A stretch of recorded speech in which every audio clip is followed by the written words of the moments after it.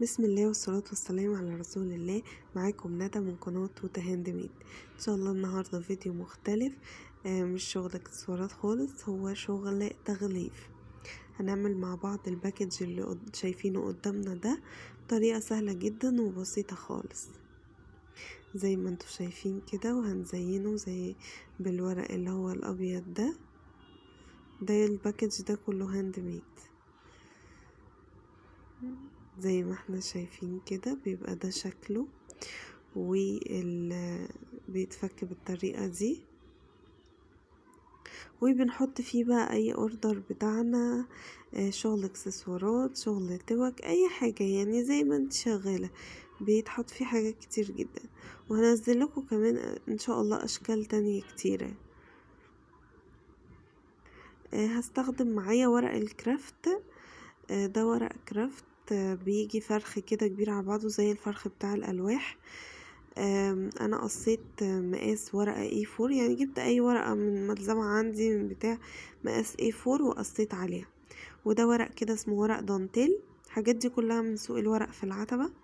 ده اسمه ورق دانتيل كده. ودي خرامة بتاع الورق برضو. وده مقص للورق على شكل زجزاج كده زي ما احنا شايفين. وده كده قلم بيكتب من الناحيتين، ناحية كده زي قلم الألوان والناحية التانية سن حبر عادي زي ما احنا شايفين كده. ومسطرة طبعا. ومعايا ده ختم كده بيتباع جاهز، مكتوب عليه thank you for your order. وفي أختام تانية بأشكال تانية كتيرة جدا، يعني هتلاقوه متوفر في سوق الورق ده. ودي طبعا الحبارة أو الختامة اللي أنا هختم بيها. وده بكر خيش، خيط خيش. وده الليبل كده اللي هيتعلق او هيتربط في الفيونكة. ودي مجموعة استيكرات كده مكتوب عليها جمل بالانجليش. هي الاستيكرات دي انتوا هتلاقوا منها اشكال والوان وفراشات وحاجات كتيرة جدا. انا جبت دي. وده ظرف كده جاهز. احنا ممكن نستخدم الظرف الجاهز، بس انا حسيت ان انا هعمله هيبقى احلى وتكلفته طبعا هتبقى اقل. والظرف ده موجود منه احجام، يعني على حسب ما تحبوا. هتلاقوا في سوق الورق في العتبة. اي ما تروحوا العتبة اسألوا نروح سوق الورق ازاي، الناس كلها هتدلكوا. اسألوا دايما بتوع المحلات، الناس اللي واقفة تبيع، ما تسألوش اللي ماشيين في الشارع، لان هما ممكن اصلا يبقوا جايين من سفر ما يعرفوش الاماكن كده بتاع. انا هنا خدت مقاس 1 سنتي، قست 1 سنتي وعملت كده علامة. وهبتدي ان انا هجر خط وهاتني كده ال1 سنتي بالشكل اللي احنا شايفينه ده. متنسوش طبعا لو عجبكم الفيديو تعملوا لايك واشتراك في القناة وفعلوا زر الجرس بالشكل ده كده. وهجيب الطرف التاني هدخله جوه التانية، هتني الاول برضو 1 سنتي من الناحية التانية. يبقى هي عندي الورقة على شكل مستطيل، بتني ضلعين منها مسافة 1 سنتي، بوصلهم ببعض الاول عشان التانية تبقى مستوية بالشكل اللي احنا شايفينه ده كده. هو سهل جدا يا بنات ومش بياخد معاكم وقت، يعني انتي مجرد هتجيبي الفرخ وهتقصقصيه مقاس الورقة اللي هي A4، وهتبتدي ان انتي تشتغلي عليها على طول بالشكل ده كده. هخلي التانية اللي على الجنب دي جاية من فوق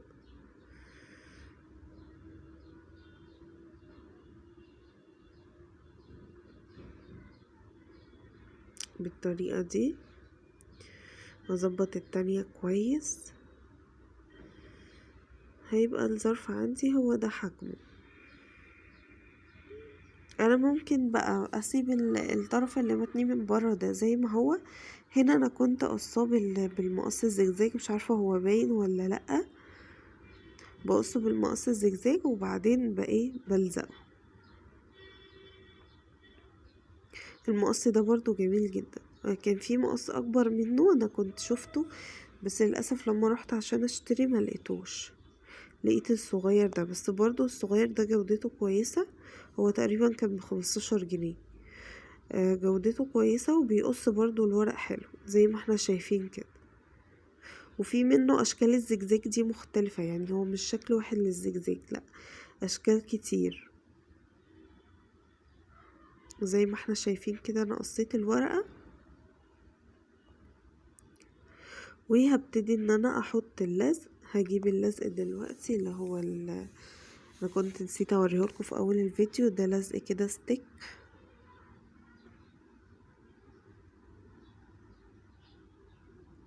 وهبتدي احط كده على الاطراف علشان الزقهم مع بعض بالطريقة اللي احنا شايفينها دي كده. وهبتدي ألزق واضغط عليهم شوية حلوين كده لحد ما يلزقوا في بعض كويس زي ما احنا شايفين كده.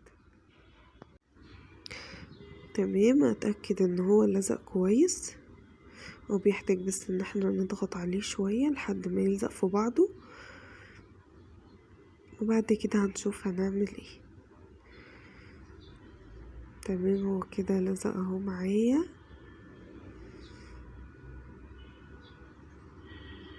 هبتدي بقى اجيب الورق اللي هو الورق الدانتيل ده، هشوف هو اسمه ورق دانتيل، الورق الابيض ده، واشوف هنستخدمه ازاي بقى او هنقص ازاي.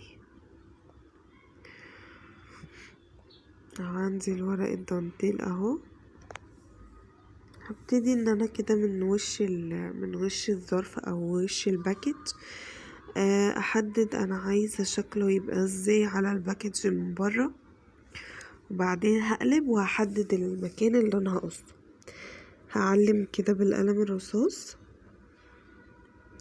على الحتة اللي انا عايزة اقصها او الحتة اللي انا هستخدمها زي ما احنا شايفين كده.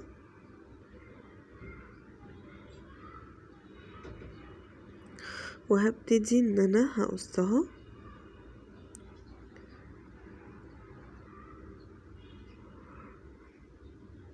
بالطريقة دي كده. الورق ده برضو فيه اشكال المفرغة دي، في اشكال مختلفة، كل ده هتلاقوه في سوق الورق. انا مش هقص عند الخط بالذات من فوق، مش هقص عند الخط اللي انا عملته، انا هطلع حوالي كده 1 سنتي وهقص من بعدها، هقص من عند الخط الجديد اللي انا عملته ده.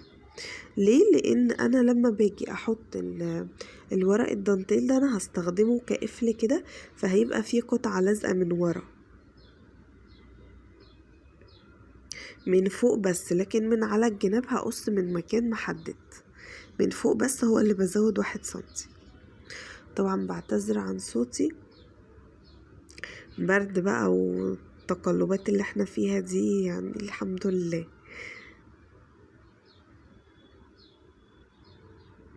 هبتدي كده ان انا احطه واعلم كده المكان اللي انا هتني فيه اللي هو مكان الخط الاولاني، هتني كده علشان خاطر اظبط التانية.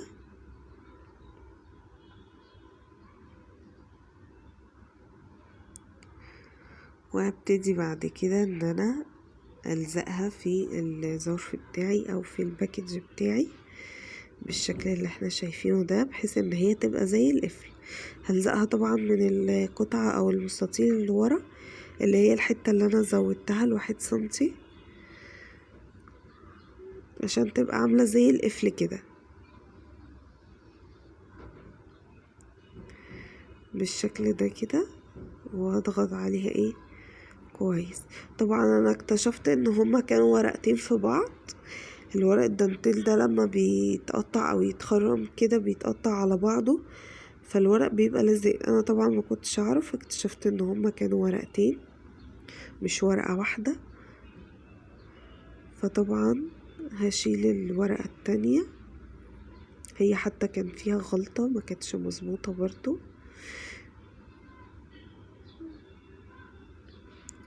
بس هلزق الاطراف، هأكد على الاطراف كويس، لان الاطراف دي هي اكتر حاجة لازم تبقى امان، يعني ان هي دي اللي ممكن اللزق يفك من عندها او الورقة تتقطع من عندها، مش هيبقى شكلها حلو خالص.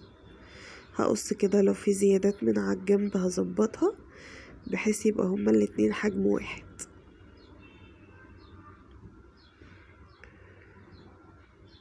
بالشكل ده كده.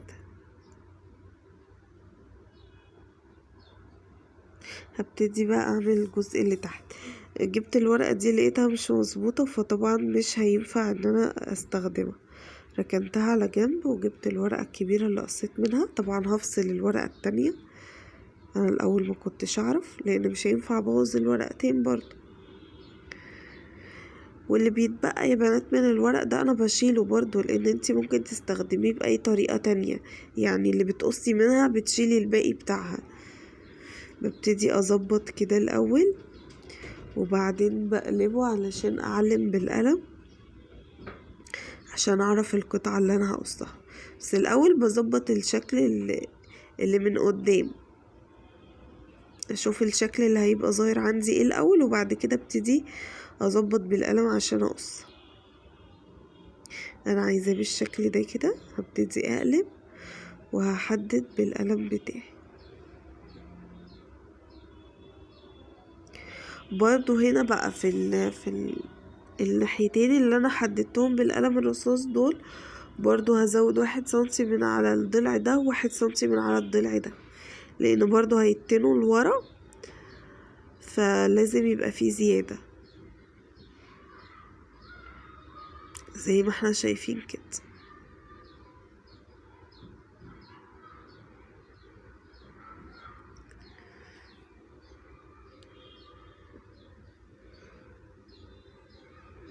بالطريقة دي كده انا عملت 1 سنتي الزيادة. هبتدي ان انا اقص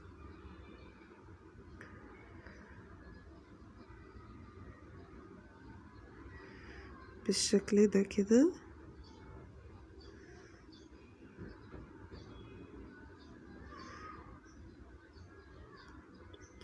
وهبتدي ان انا الزق دي، هشيلها زي ما قلتلكوا، هشيلها. ممكن اعمل منها قطع تاني زي اللي انا عملتها، مش هيترمي، مفيش حاجة بتترمي عندنا.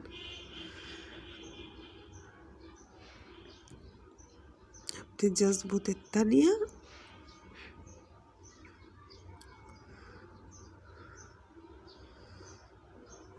وبعد كده هبتدي ان انا الزقها على الباكج بتاعي. بصوا عطيه منظر تحفة، ورق الدنتيل ده جميل جدا.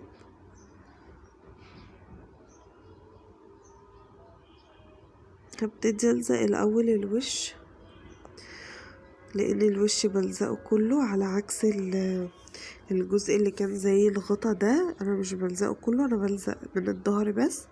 لكن بالنسبة للقطعة اللي هي من تحت دي انا بلزق الظهر والوش مع بعض علشان ما تتفكش معايا،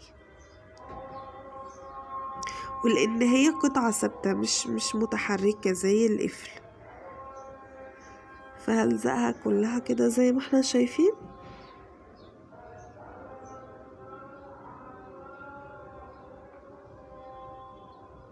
طبعا حاولوا تعملوا بمسطرة او حاجة، لان الخرام اللي هي في ورقة الدانتيل دي بتطلع جلوفة، مش هتعرفوا تدوسوا عليها بايديكم. بمسطرة كده واعملوها عشان تثبت كمان كويس. هنظبط الجزء اللي من ورا، وبعد كده هنبتدي ان احنا برضو نحط عليه جلو او لزق يعني ونلزق.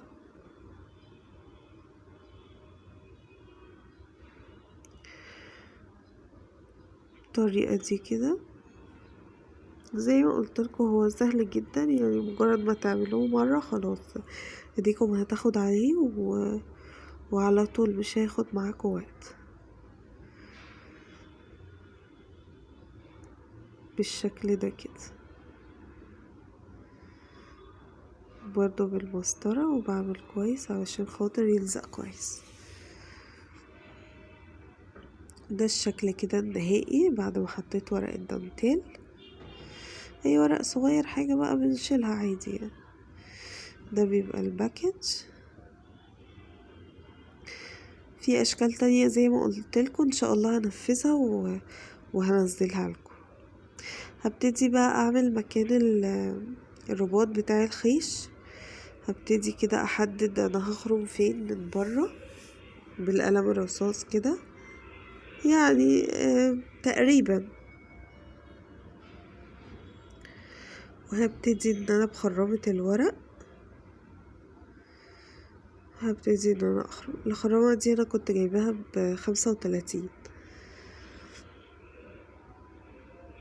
خرمين كده علشان اربط الرباط او الفيونكة الخيش اللي احنا كنا شفناه في اول الفيديو. وده الليبل ده انتوا ممكن تختموا عليه بختم زي ده مكتوب عليه ثانك يو، او لو انتوا عاملين ختم للبراند بتاعتكم ممكن تستخدموه برضو، فده متاح وده متاح. يعني انا مكانش عندي ختم خاص بيا فانا جبت الختم اللي هو ثانك يو ده وبختم على الليبل. هو هنا الختم مرضوش يختم كويس، حاولت ان انا يعني اتقل الحبر او اضغطه كويس في الحبارة، برضو ما ختمش كويس. اتضح ان انا عشان بختمه على العلبة نفسها بتاعة الحبر، العلبة مش مظبوطة. انا كنت مستخدماه اللي هو كان كويس معايا، عشان كده انا مستغربة هو في ايه. حتى رحت زودت حبر للحبارة، طلع في النهاية ان انا عشان بختم على العلبة حاطة الليبل على العلبة وبختم، فالعلبة مش مظبوطة مش مستوية، فالختم بيطلع فيه حتة ناقصة زي ما احنا شايفين كده. طبعا الكارت ده خلاص باظ.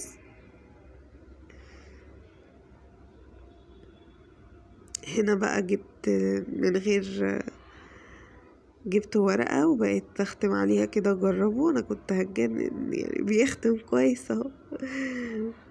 جربته لكم كذا مرة، يعني من اول مرة بيختم كويس، فعشان انا كنت حاطاه على العلبة بس.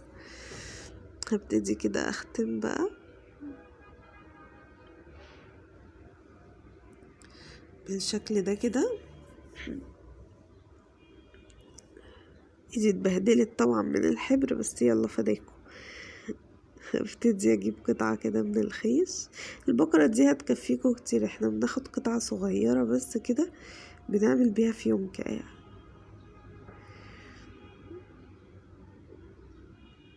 هدخلها بالشكل ده، هربطها اول ربطة وبعد كده هحط الليبل في اي طرف من الطرفين. هبتدي بس اوسع الفتحة بتاع الليبل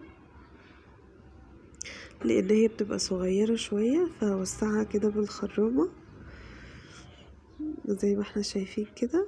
وبعدين هبتدي ادخلها واربط الفيونكة بتاعتي. زي ما قلت لكم الباكج ده ممكن تستخدموه في اي حاجة، في هدية، مش شرط تبقوا شغالين اوردرات، يعني هدية عايزة توصليها بيبقى تغليف شيك جدا ولطيف وحاجة انت عاملاها بايدك. زي ما قلت لكم ان شاء الله هيبقى في احجام تانية من الاظرف دي او من الباكج ده، بحيث على حسب الاوردر بقى اللي طالع كبير صغير تقدري تغيري في حجم الباكج بالشكل ده كده. طبعا لو عجبكم الفيديو متنسوش تعملوا لايك واشتراك في القناة وفعلوا زر الجرس عشان يجيلكم اشعار بكل الفيديوهات الجديدة بإذن الله اللي هنزلها. وده كده الشكل النهائي الباكج. ممكن نسيبه كده وممكن يعني انا الاولاني كنت عامله حاطه ستيكر وحاطه ورسمه بالقلم الاسود كده اللي هو الجل ده، فبرضو زي ما تحبي. برضو في استيكرات تانية كتير زي ما قلتلك، فراشات واشكال وحاجات، يعني بصي عالم تاني من الاستيكرات. انا كنت عامله بالقلم الاسود، بس المره دي هسيبه كده من غير ما استخدم القلم. كنت عامله قلوب صغيره كده ونقط كده، بس المرة دي هسيبه ايه من غير اي شغل سادة كده. بس يا رب الفيديو يكون شرح كان سهل وبسيط وفهمتوه وتقدروا تنفذوه. واللي عندها اي سؤال في اي حاجة انا تحت امرها تكتب لي بس في التعليقات. مع السلامة.